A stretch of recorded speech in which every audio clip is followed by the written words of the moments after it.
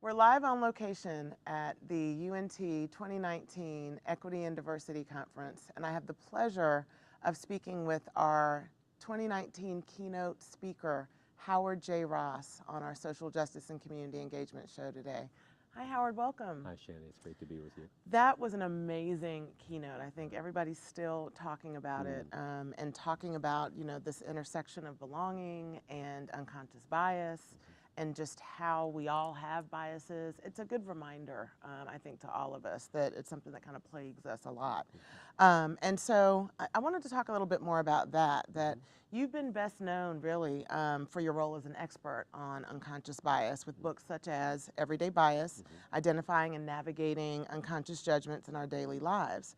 In your latest book, Our Search for Belonging, How the Need for Connection is Tearing Our Culture Apart, you present some new research related to bias and neurodiversity. Can you share some of that with us? Sure. Well, just to frame it for one thing, I mean, this topic was one that really became interesting to me out of what I was seeing happening not only in society around me, but myself. I mean, my work has always been driven by my own curiosity. And at the beginning of the presidential campaign back in early 2015, I began to see myself being pulled into this us versus them kind of structure in a way that I had never had before. And I mean, it's not like I don't be oppositional sometimes, but it was so deep and this level of intense tribalism that we were seeing. And so I just became curious, what is it about us that pulls us into this?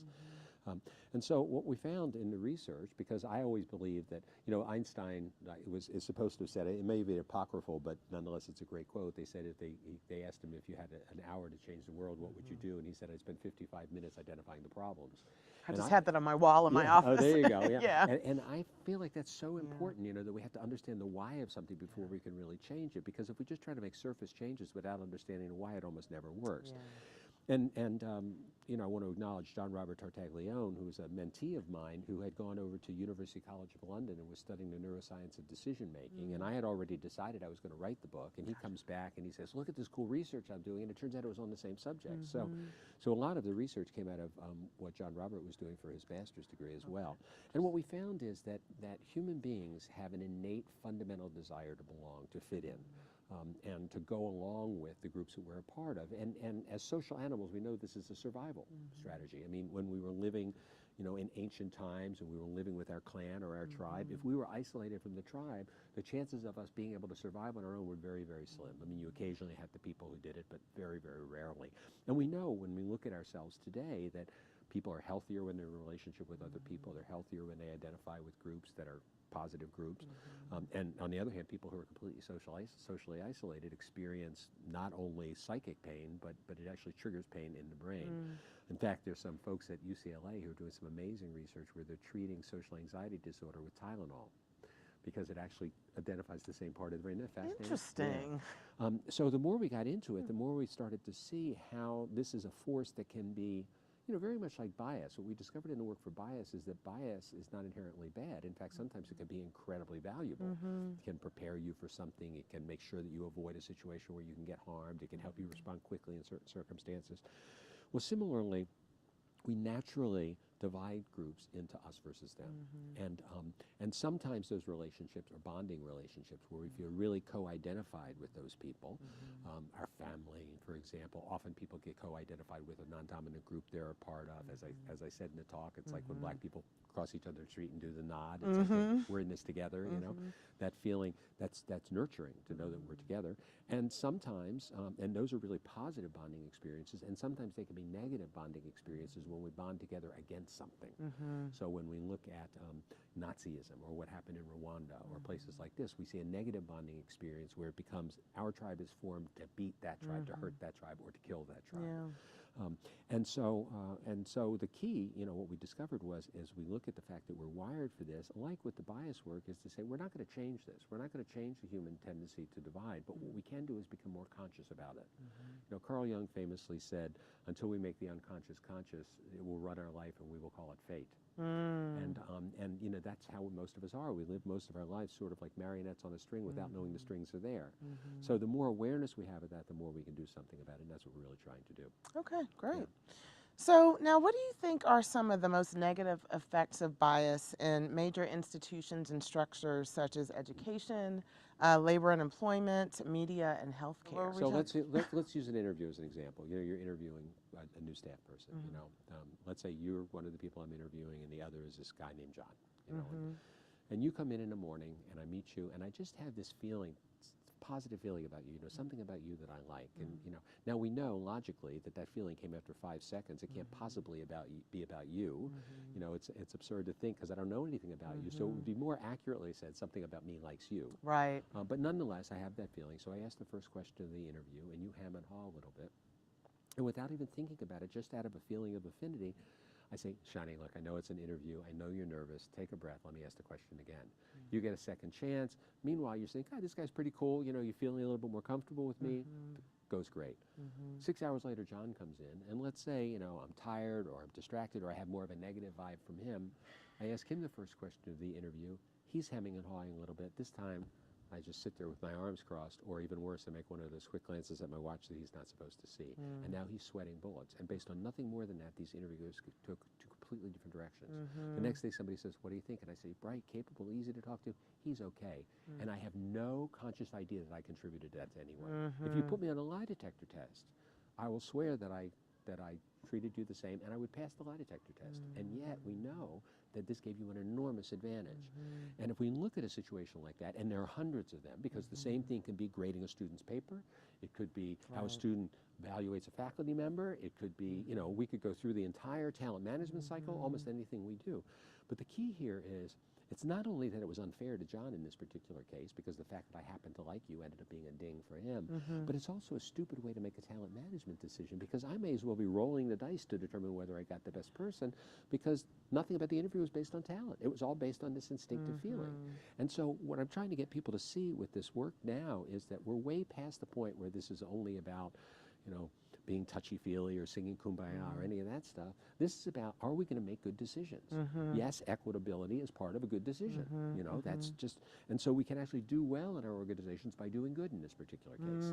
Yeah, we're actually training the G. Brent Ryan College of Business on unconscious bias. We use the Harvard Implicit Association test. So I think even what you just said there about from a talent management and acquisition perspective, that if we're not talking about the presence of bias, because we all know it's there, if we're not talking about it, it just becomes insidious, and it's, you know, kind of goes on and on. So, and I say this to business people when I talk to them about doing the work, you know, I say to them, look, put aside your politics. I don't care what your politics are. Put aside how you feel about all this stuff from that level. When you're interviewing and hiring somebody, do you want to make that decision based on the criteria that you're creating consciously, or do you want something from your past dominating that decision making so that you make a bad decision? Yeah, it's really that it's a simple. fair question. That's Yeah, right. it's a fair question. Okay, so your latest book thoroughly addresses the political phenomenon of tribalism, and we talked a little bit about that earlier.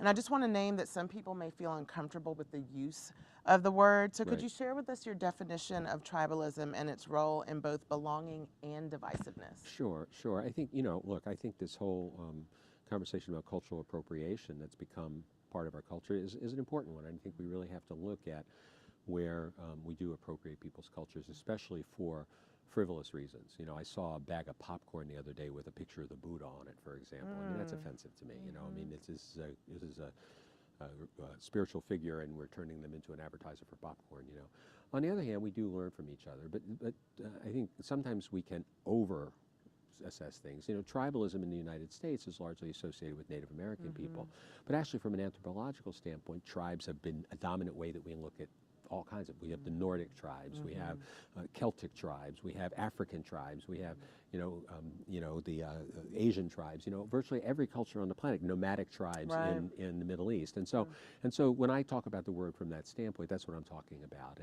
And you know, I understand that sometimes people have different opinions about these words, and I respect that, but we each have to choose the one that feels most appropriate to us. Yeah. So, and what about its role in both belonging and divisiveness? Yeah, well, I think what happens is we like to find a group, you know, whether we call it a tribe or a clan or whatever else, our own community, you know, we gravitate towards having a group that we can feel comfortable with. As I shared in the talk, you know, for example, people who are in 12-step programs are really finding their tribe, so to speak. They're finding a place where they can go, where they have people who they have a common identity with, as alcoholics or as drug abusers or whatever else.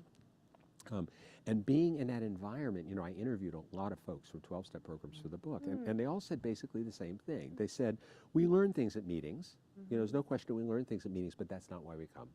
The reason we come is for that sense of community, that sense of belonging. We come because it's the only place in our life where we feel like we can really lay it out there and people are not going to judge us and reject us for it. And I know somebody very close to me who's gone through that process and knock on wood, has been sober for 4 years.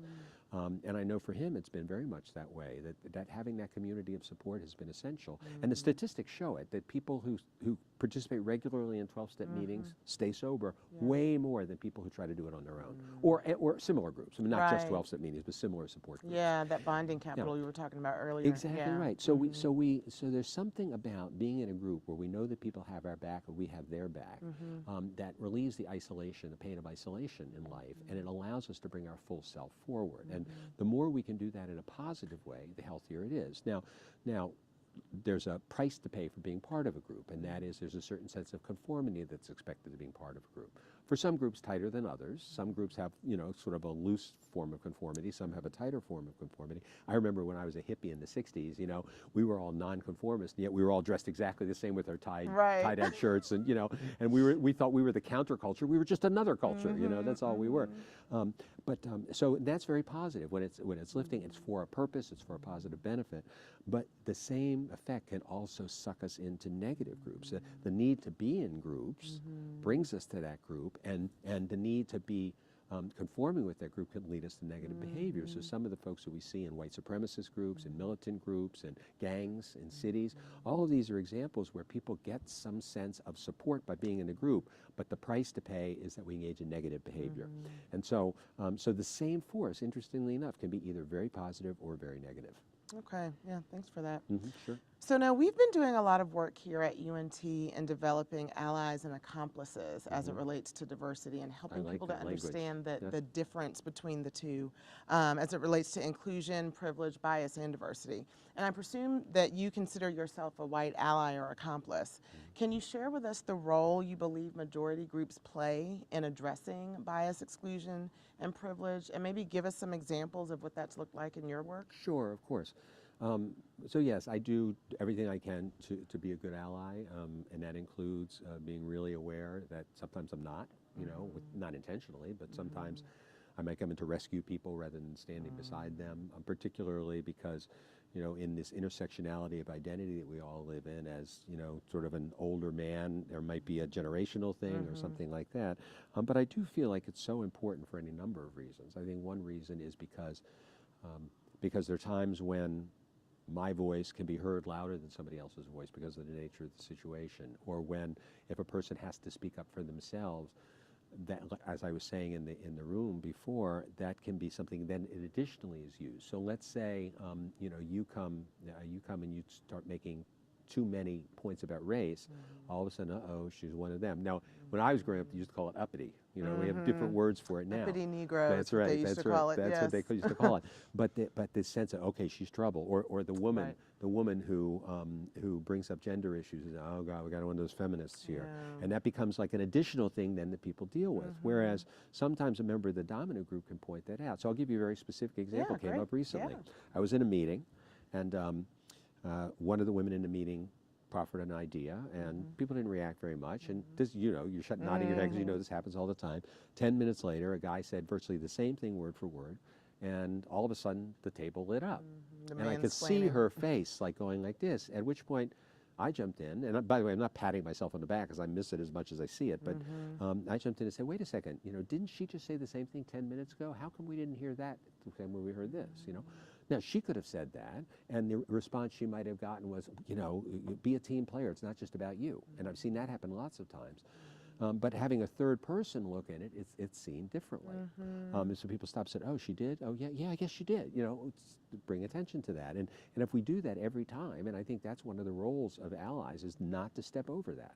And sometimes I think as allies, we can especially engage at times when things are said when the other person isn't there. So for example, if I'm with a group of men and they start telling inappropriate jokes about a colleague who's a woman, I could be the one who says, guys, you know, this is really not appropriate, you know, or I'm not going to participate if this is what we're going to do, or something to make it clear. And then they may look at you and say, oh, what are you, Mr. Diversity? I say, look, you know, I get it. Actually, you can react however you want, but that's what I want. But I think fundamentally, great allyship, really quality allyship, starts when we're not coming from helping somebody, we're actually standing side by side and saying the world that we're creating together is a world that both of us are invested in. You know, for me, that's very easy. I have 4 of my 6 grandchildren are of mixed race. 2 of them have a Filipino mother, 2 of them have an Asian Indian mother. So for me, it's very clear. You know, this is for my grandchildren. This is not just for this person or this person. This is for my family. This is, but I think, you know, the more we do that, the more we're standing side by side rather than helping. Or coming from that helping place. And I don't mean to say there's anything wrong with helping people, you know what I'm saying. But I think there could be, I think that very easily sometimes in allyship there could be a patronizing quality to it. Right, Or which is why quality. we've kind of started advancing the conversation beyond allyship to accomplishment. Yeah, I love because like that. everybody can say I'm an ally, but what kind of social capital are you spending? Exactly. In order to assist with or advocate for, as opposed to, you know, wanting your cookie for, you know, being an ally. Yeah, look, this is very real for me. As you know, my family had a very deep and awful Holocaust experience, you know, and you know, I've studied that period of history as a history major, and then I studied it, you know, from 12 different ways. And you know, one of the things we know is that incidents like that happen, whether in Nazi Germany or Rwanda or any place that these horrible incidents of genocide happen. They don't just happen because of the perpetrators, they happen because of the people who enabled the perpetrators. You know? Because of the people who didn't stand up. And you know, I feel like as a white cisgendered male of my generation especially, I feel like I have a responsibility to speak up to that in a way that it's almost like, you know, they say to those who have gotten a lot should be expected, or whatever that phrase is. You know, I've benefited from white supremacy. I've benefited, not consciously, it's not that I wanted to, but I know I did. You know, I know I have. And so I feel like I have something to pay back. I should make a contribution to make sure that the people of the next generation have the same opportunities I have, even if they don't look like me. Yeah. Well, great. Well, Howard, it's been great having you here at the University of North Texas. It's, like, as I said, if you look at the Twitter wall, it's all a Twitter with comments about your talk, and we hope that you'll come back and join us. I would love to. I've had a lovely day. Thank you. Thanks a lot.